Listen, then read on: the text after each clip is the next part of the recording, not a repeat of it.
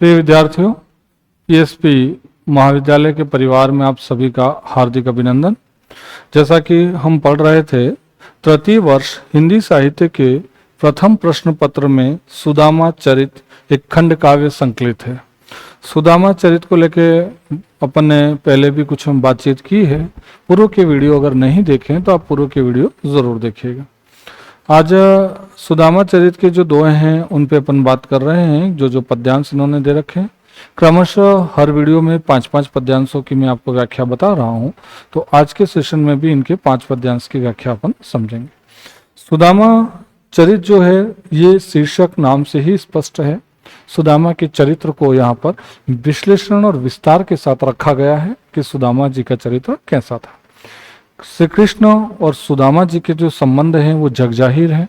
आप सभी भी जानते हैं कि कृष्ण और सुदामा के कैसे संबंध रहे। सुदामा की दयनीय हालत होती है, दरिद्रतापूर्ण जीवन होता है, गरीबी में जीवन जी रहे होते हैं। घर में खाने को एक अन्न का एक दाना नहीं होता है, सर पर छत नहीं होती है, पहनने को कपड़े नसीब नहीं होते हैं। ऐसी दीनहीन हालत जो है वो किसकी होती है? सुदामा जी। तो सुदामा जी की जो पत्नी होती है सुबुद्धि या सुशीला, वो सुदामा जी से कहती है कि जब आप ये कह रहे हैं कि श्री कृष्ण मेरे परम मित्र हैं, बाल सखा हैं, हम दोनों ने संदीपनी नामक गुरु से शिक्षा प्राप्त की है, तो दोनों गुरु भाई हैं, तो जब श्री कृष्ण से आपके इतने प्रगाढ़ संबंध हैं और बाल्यकाल से ही आप साथ रहे हैं, तो कृष्ण जो है वो द्वारिका के राजा हैं, तो आपको द्वारिका जाना चाहिए और कृष्ण से मिलना चाहिए और उनसे मदद मांगनी चाहिए। और निश्चित रूप से कृष्ण दीन बंधु हैं, दीनदयाल हैं, कृपा सिंधु हैं, गरीबों और अपने भक्तों के रक्षक हैं, तो आपकी स्थिति को भी वो समझेंगे और आपकी भी वो सहायता करेंगे। तो अपना ये दरिद्रतापूर्ण जो जीवन जी रहे हैं इसमें परिवर्तन आ जाए। और सुदामा जी की पत्नी ने कुछ उदाहरण देके भी सुदामा जी से समझाया कि जिस प्रकार श्री कृष्ण ने प्रहलाद का उद्धार किया, जिस प्रकार उन्होंने द्रौपदी की रक्षा की, और जैसे उन्होंने ग्राह यानी मगरमच्छ से गज यानी हाथी की रक्षा की, उसी प्रकार कृष्ण जो हैं वो दीन बंधु हैं, गरीबों के भी बंधु हैं। तो हमें हमारी स्थिति से उन्हें अवगत कराना चाहिए। और जो अंतिम पद्यांश अपन ने पढ़ा था उसमें सुदामा ने अपने तर्क द्वारा अपनी पत्नी को शांत करने का प्रयास किया था, लेकिन उनकी पत्नी ने अंत में ये भी कहा था कि जिसका मित्र श्री कृष्ण हो और वो मित्र दरिद्रता में जीवन जिए, तो फिर कृष्ण जैसे मित्र होने का क्या लाभ।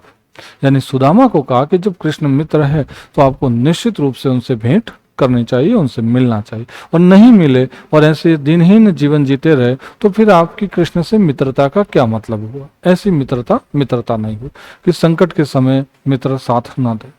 तो ये तमाम बातें जो थी वो अपन पहले के वीडियो में कर चुके हैं। आज उसी क्रम में अपन आगे देखते हैं कि जो पति पत्नी की बातचीत हो रही है उसमें आगे क्या होता है। ते तो कही निकी सुनी बात हित ही की यही, रीति मितई की नित प्रीति सरसाइये, मित्र के मिले में चित चाहिए, परस्पर मित्र कहू जो जेइये, तो आप हु जेवाइये। यहाँ क्या कहा गया देखिएगा, इन पंक्तियों में क्या कहते हैं कि ते तो कही निकी सुनी बात हित की ही यही, यानी सुदामा अपनी पत्नी को कह रहे हैं कि अभी तक तूने जो बात की है वो अपने ही हित की बात की, और तूने जो कहा है वो सही कहा है, ठीक कहा है, इसमें अपना ही लाभ है कि कृष्ण से हमें मिलना चाहिए, और तेरी सारी बातें जो हैं वो ठीक ठीक है, सही है। रीति मितई की नित प्रीति सरसाई, ये यानी सुदामा कह रहे हैं कि रीति भी यही है, परंपरा भी यही है कि जहाँ मित्रता होती है वहाँ प्रेम की प्रगाढ़ता होती है, और मेरे और कृष्ण के बीच में निश्चल निर्मल जो मित्रता है, निरंतर वो मित्रता बढ़ती रहे, उसमें प्रेम और स्नेह निरंतर बढ़ता रहे और हमारी मित्रता और गहरी होती रहे। तो तू जो बातें कर रही है कि अभी तक वो सारी नीतिगत हैं, रीति परंपरागत सही है, और जो बातें तू कह रही है उसमें अपना भी हित है। तो हम इसी प्रकार हमारी जैसी मित्रता बाल्यावस्था से है वो मित्रता और बढ़ती रहे, प्रगाढ़ होती रहे। मित्र के मिले में चित चाहिए परस्पर, जैसे एक मित्र दूसरे मित्र से मिलता है तो उन दोनों में जो आत्मिक संबंध है वो और प्रगाढ़ हो जाते हैं। एक हृदय से एक आत्मीयता के साथ एक मित्र दूसरे मित्र से मिलता है। मित्र कहू जो जइए तो आपहु जेवाइए। यहाँ ये कह रहे हैं कि अगर हम मित्र के यहाँ खाना खाते हैं तो मित्र को भी अपने घर पे बुलाना चाहिए और खाना खिलाना चाहिए। जेवाइए मतलब जीमने से है, भोजन ग्रहण करने से है।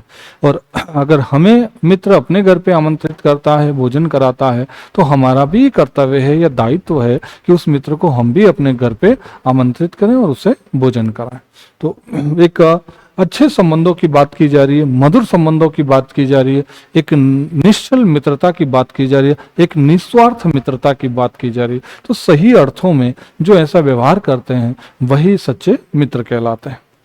वे हैं महाराज जोरी बैठत समाज भूप, तहां यही रूप जाए कहा सुकुचाइए। यानी भूप, भूप का मतलब होता है राजा। सुदामा अपनी पत्नी से कहते हैं कि कृष्ण कोई एक आम आदमी, एक सामान्य व्यक्ति नहीं है, वो द्वारका के राजा हैं।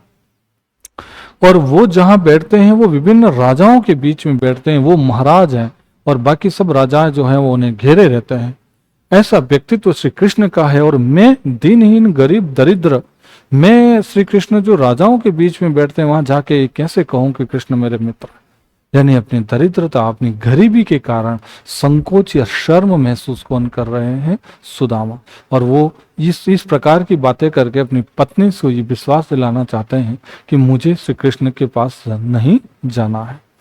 तो वो कहते हैं कि वो तो राजाओं से घिरे रहते हैं, उनके समाज में बड़े बड़े राजा बैठते हैं और श्री कृष्ण स्वयं महाराज हैं, तो मैं क्या मुंह लेके उनके सामने जाऊं? अपनी दरिद्रता को लेके मैं उनके सामने कैसे जाऊं? महाराज शब्द का प्रयोग इस पद्यांश में श्री कृष्ण के लिए हुआ है, ये ध्यान रहे। आगे कहते हैं सुख दुख दिन तो कटे ही बनेंगे, भूली विपत्ति परे पे द्वार मित्र के न जाइए। यहाँ क्या कहा जा रहा है कि सुख दुख दिन तो कटेंगे और बनेंगे, यानी जीवन में सुख आएगा, दुख आएगा, और ये सुख दुख का जो पहिया है वो तो चलता रहेगा। और हमारे भाग्य में विधाता ने जो दुख लिखे हैं वो दुख तो हमें भोगने ही हैं। और विपत्ति परे तो द्वार मित्र के, और संकट के समय या विपत्ति के समय हमें एक मित्र के घर नहीं जाना चाहिए। तो यहाँ पर सुदामा कह रहे हैं कि जिसके जीवन में सुख दुख लिखे हैं उसी को वो सुख दुख भोगने हैं। हमारे जीवन में गरीबी, हमारे भाग्य में जो विधाता ने गरीबी लिखी है तो हमें गरीबी ही भोगनी है। और विपत्ति या संकट के समय हमें मित्र के द्वार पर नहीं जाना चाहिए। यहाँ पर पति पत्नी की जो बातचीत है, पत्नी अपना तर्क दे रही है, सुदामा अपना तर्क दे रहे हैं। तो सुदामा जो है वो इस पद्यांश से हमें ये समझ आता है कि सुदामा जो है वो अपने स्वाभिमान को कोई ठेस पहुंचाना नहीं चाहते हैं। और थोड़ी भाग्यवादी होने के भी यहाँ लक्षण मिलते हैं कि जैसे किस्मत में जो लिखा है वो हमें भोगना ही है। तो स्वाभिमान और भाग्यवादी, ये दो विशेषताएं सुदामा की इस प्रसंग से हमें समझ में आती। आगे देखिएगा। विप्र के भगत हरि विदित जगत बंधु, लेत सब ही की सूदी ऐसे महादानी। महादानी किसे कहा गया है? तो महादानी यहाँ पर श्री कृष्ण को कहा गया है। सुदामा जो है वो अपनी पत्नी से कहते हैं, सुबुद्धि से कहते हैं, सुशीला से कहते हैं। सुबुद्धि सुशीला एक ही नाम है। श्रीमद् भागवत में आपको जो सुशीला नाम मिलेगा, सुदामा चरित्र प्रसंग में वो सुबुद्धि नाम मिलेगा। तो वो कह रहे हैं कि विप्र, वो कह रही है, क्या कह रही है? वो यहाँ पे महादानी का मतलब श्री कृष्ण से है। और सुदामा की जो पत्नी है वो क्या कहती है कि विप्र, विप्र का मतलब होता है ब्राह्मण। ध्यान रखें, विप्र जो है, तो विप्र का मतलब क्या होता है? तो विप्र का मतलब ब्राह्मण होता है। और भगत का मतलब भक्त। तो उनकी पत्नी सुदामा से कहती है कि ब्राह्मणों और भक्तों पर तो श्री कृष्ण की कृपा सदैव रही है। ये समस्त संसार जानता है कि वो विप्रों और भक्तों, ब्राह्मणों और भक्तों के जो बंधु हैं, साथी हैं, या उनकी जो विपत्ति या संकट है उसमें श्री कृष्ण सदैव साथ रहे हैं, ये जग जाहिर है। लेत सब ही की सूदी ऐसे महादानी, और वो ऐसे महादानी हैं, ऐसे दीनबंधु हैं, ऐसे कृपा निदान हैं, ऐसे दीन दयाल हैं जो अपने भक्तों और ब्राह्मणों की सदैव सुधि लेते रहते हैं। वो सदैव उनके बारे में चिंतित रहते हैं, उन पे कृपा बरसाते रहते हैं। पड़े हुए चटसार कहीं तुम कयो बार, लोचन अपार वे तुम्हें न पहचानी है। पड़े हुए चटसार कहीं तुम कयो बार, यानी पत्नी सुदामा से कहती है कि आपने मेरे को कितनी ही बार कहा है कि कृष्ण जो हैं वो मेरे सहपाठी थे, हम दोनों साथ विद्या अध्ययन किया करते थे और हम दोनों के गुरु भी एक ही थे, हम दोनों गुरु भाई हैं, एक ही गुरु से हम दोनों ने शिक्षा प्राप्त की है। लोचन, तो ये बात आपने मुझे कई बार कही, लोचन अपार वे तुम्हें न पहचाने। और वो अगर उनके द्वार पे आप जाओगे तो आपको श्री कृष्ण नहीं पहचाने, ऐसा हो नहीं सकता। यानी मुझे पूरा विश्वास है या पूरा भरोसा है कि श्री कृष्ण आपको जरूर पहचानेंगे, तो आप उनके द्वार पे जाइए। एक दिन बंधु कृपा सिंधु फेर गुरु बंधु, तुम सम कौन दीन जाको ही ये जानी है।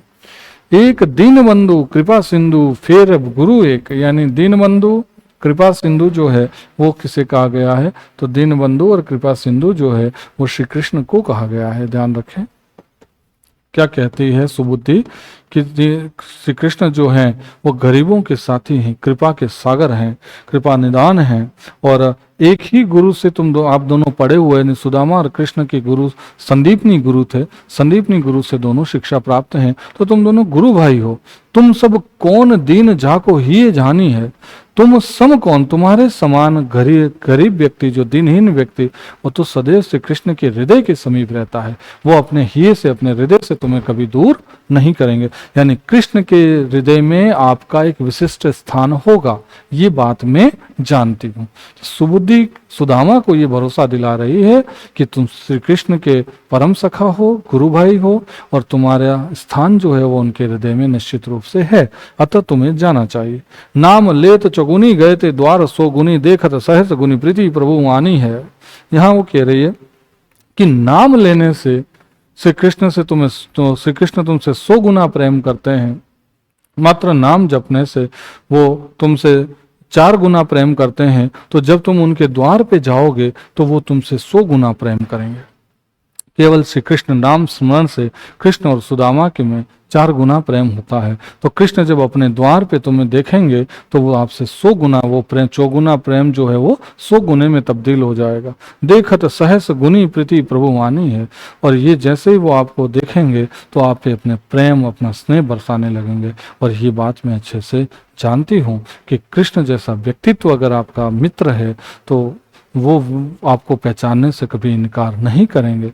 अतः आपको द्वारका जाना चाहिए और कृष्ण से एक बार मिलना चाहिए। ये बातचीत जो है वो कृष्ण सुदामा और उनकी पत्नी सुबुद्धि के बीच में हो रहा। सुबुद्धि यन कैन प्रकार सुदामा को द्वारका भेजने के लिए मना रही होती है, प्रयास कर रही होती है। आगे देखिए इसी क्रम में अब सुदामा जो है अपनी पत्नी की ये सारी बातें सुनने के बाद वो क्या उत्तर देखें, वो देखें। प्रीति में चूक न है उनके, हरि मोह मिली है उठी कंठ लगाई के।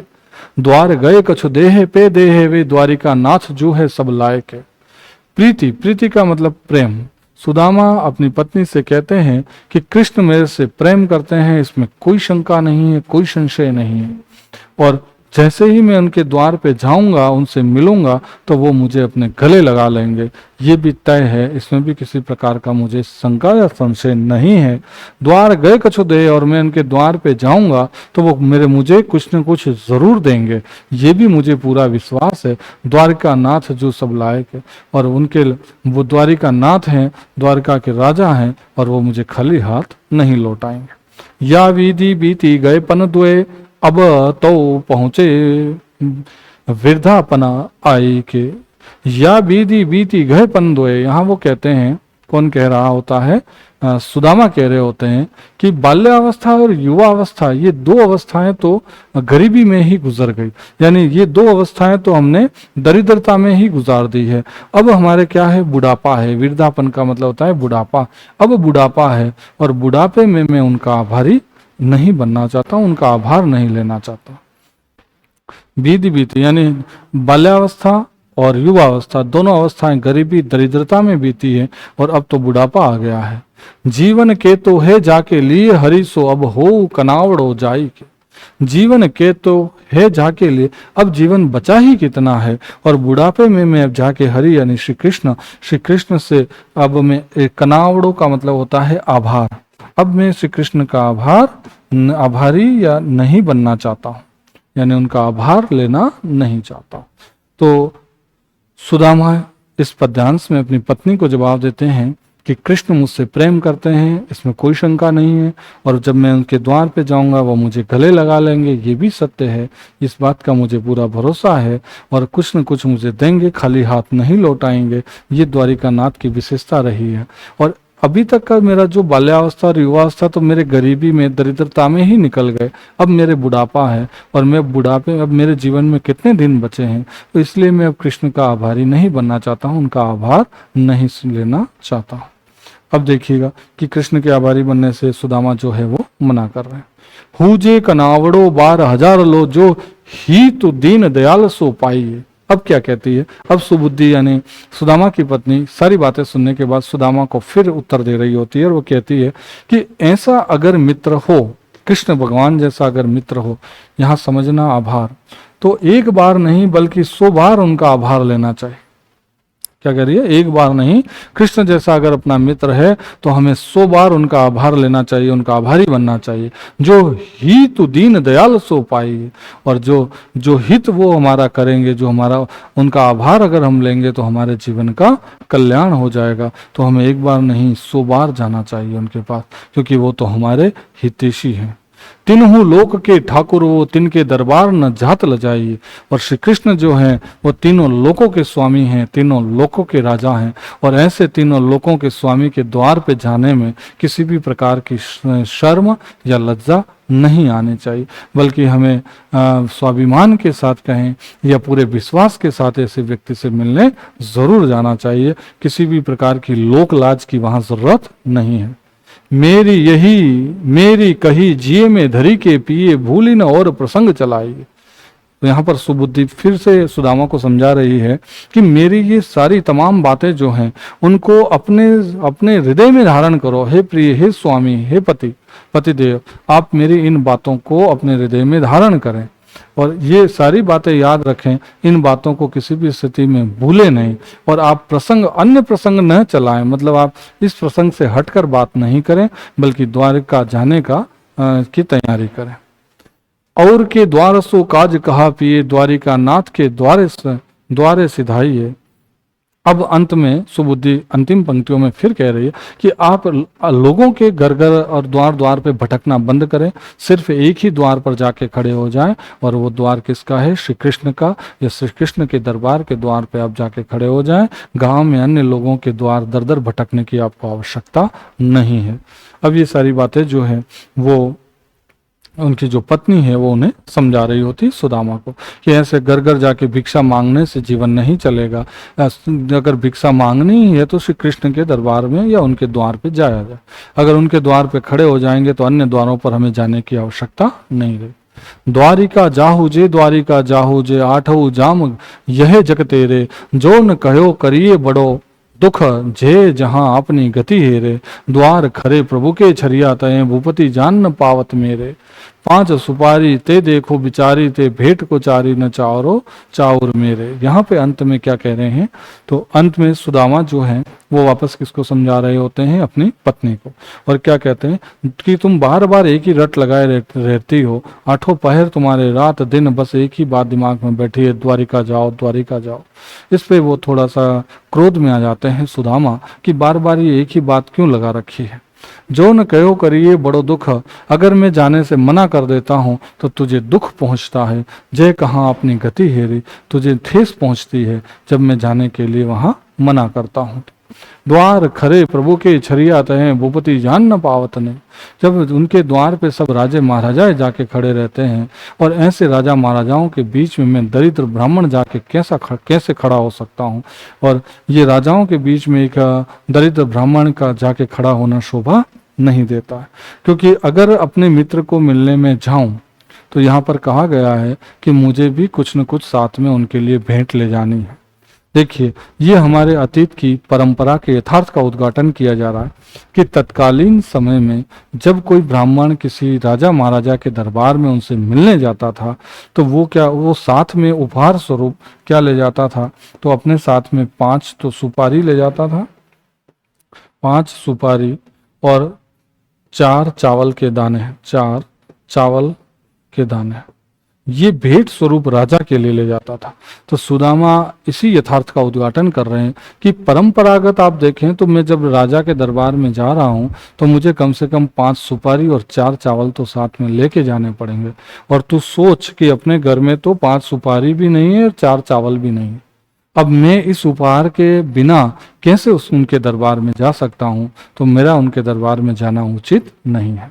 तो अंत में भी सुदामा ये इस प्रकार की अपनी परंपराओं का उल्लेख करके अपनी पत्नी को समझाते हैं कि मैं श्री कृष्ण का आभार नहीं लूंगा और अपने पास तो कुछ भी नहीं है, तो कम से कम अपन परंपरा की बात करें तो 5 सुपारी और 4 चावल के दाने तो अपने पास होने ही चाहिए, और वो भी अपने पास नहीं है तो मैं किस मुंह से उनके द्वार पर जाऊं।